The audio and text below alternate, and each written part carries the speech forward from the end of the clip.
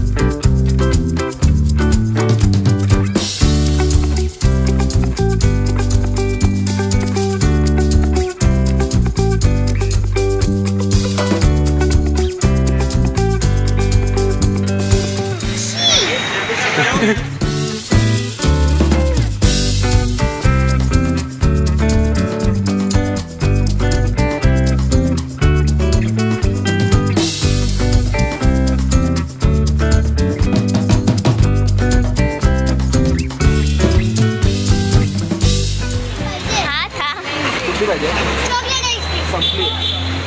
ठीक है. वनीला पण संपली. स्ट्रॉबेरी. हां स्ट्रॉबेरी आहे. चांगली म्हटलं जा. ठीक है.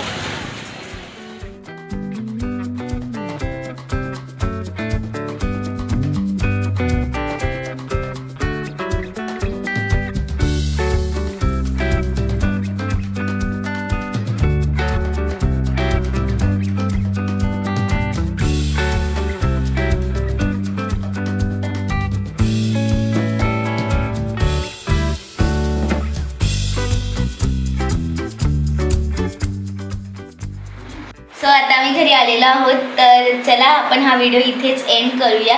आणि जर तुम्हाला हा ब्लॉग आवडला असेल तर व्हिडिओला लाईक करा, शेअर करा आणि चॅनलला सबस्क्राईब करायला विसरू नका. बाय.